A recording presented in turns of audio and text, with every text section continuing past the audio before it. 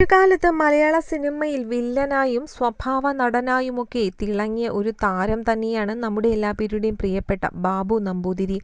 ആ പേര് കേൾക്കുമ്പോൾ തന്നെ നമുക്ക് താരത്തിൻ്റെ മുഖവും താരത്തിൻ്റെ കഥാപാത്രങ്ങളും എപ്പോഴും ഓർമ്മ വരും.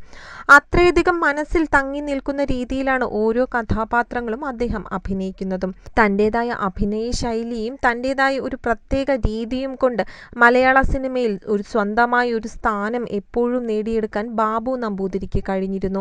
തൂവാനത്തുമ്പികളിലെ തങ്ങൾ എന്ന കഥാപാത്രത്തെ ആരാധകർ ഒരിക്കലും മറക്കാനിടയില്ല. ആ കഥാപാത്രം അത്രയധികം മലയാളികളുടെ മനസ്സിൽ ശ്രദ്ധ നേടിക്കഴിഞ്ഞിരുന്നു. ബാബു നമ്പൂതിരി എന്ന KN നീലകണ്ഠൻ നമ്പൂതിരിയുടെ അഭിനയ മികവ് തന്നെയാണ് ആ കഥാപാത്രം ഉൾപ്പെടെ എല്ലാ കഥാപാത്രത്തിൻ്റെ വിജയമെന്നതിൽ സംശയമില്ല. തൂവാനത്തുമ്പികൾക്ക് ശേഷവും അതിനു മുൻപും നിരവധി സിനിമകളിൽ താരം അഭിനയിച്ചിട്ടുണ്ട്. കൃത്യമായി പറഞ്ഞാൽ 40 വർഷത്തിനിടയ്ക്കും 215ഓളം സിനിമകളിൽ അദ്ദേഹം അഭിനയിച്ചിട്ടുണ്ട്. സിനിമാ നടൻ എന്നതിലുപരി അദ്ദേഹത്തിന് മറ്റൊരു പേര് കൂടിയുണ്ട്. സ്വന്തം നാട്ടുകാർക്കിടയിൽ നാട്ടുകാർ വിളിക്കുന്ന ഒരു പേര്. വലിയ തിരുമേനി അഥവാ ക്ഷേത്ര പൂജാരി എന്നാണ് ആരാധകർ അല്ലെങ്കിൽ നാട്ടിലുള്ളവരെല്ലാം തന്നെ ബാബു നമ്പൂതിരിയെ വിളിക്കുന്നത്. ഒരു സിനിമയിൽ അഭിനയിച്ചതുകൊണ്ടോ അതിൻ്റെ കഥാപാത്രം വിജയിച്ചതുകൊണ്ടോ അദ്ദേഹത്തിന് ലഭിച്ച പേരല്ല ഇത്. സിനിമയിലുള്ള എല്ലാ കഥാപാത്രങ്ങളും ശ്രദ്ധിക്കപ്പെട്ടിട്ടുണ്ടെങ്കിലും ക്ഷേത്ര പൂജാരി എന്നുള്ള അദ്ദേഹത്തിൻ്റെ പേര് അദ്ദേഹത്തിൻ്റെ ശരിക്കുമുള്ള ജോലി തന്നെയാണ്. അദ്ദേഹത്തിൻ്റെ പ്രൊഫഷൻ തന്നെയാണ് ക്ഷേത്ര പൂജാരി എന്നുള്ള ജോലി. അത് അദ്ദേഹം വളരെ സന്തോഷത്തോടു കൂടിയാണ് ചെയ്യുന്നതും. ഒരു അഭിനേതാവ് എന്നതിലുപരി ഒരു തിരുമേനി കൂടിയാണ് നമ്മുടെ എല്ലാവരുടെയും പ്രിയപ്പെട്ട ബാബു നമ്പൂതിരി. യഥാർത്ഥത്തിൽ വലിയ തിരുമേനി തന്നെയാണ് ബാബു നമ്പൂതിരി എന്നാണ് അദ്ദേഹത്തിൻ്റെ നാട്ടുകാരും വീട്ടുകാരും ഒക്കെ പറയുന്നത്. കോട്ടയം കുറുവിലങ്ങാടിനടുത്ത് മണ്ണനൈക്കാട് വലിയ പാറച്ചിറയിൽ ഗണപതി ക്ഷേത്രത്തിൽ എത്തിയാൽ പൂജാരിയായ ബാബു നമ്പൂതിരിയെ നമുക്കവിടെ കാണുവാൻ കഴിയും.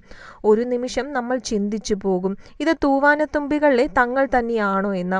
അവിടെ ചെന്ന് കഴിയുമ്പോഴാണ് തൂവാനത്തുമ്പികളിൽ നമ്മൾ കണ്ട തങ്ങൾ എന്ന കഥാപാത്രം അവതരിപ്പിച്ച ബാബു നമ്പൂതിരി തന്നെയാണ് ഇതെന്ന് അറിയുവാൻ കഴിയുന്നത്. എന്നാൽ എന്നും അദ്ദേഹം ഒരു പൂജാരിയായിട്ട് അമ്പലത്തിൽ ഉണ്ടാകില്ല.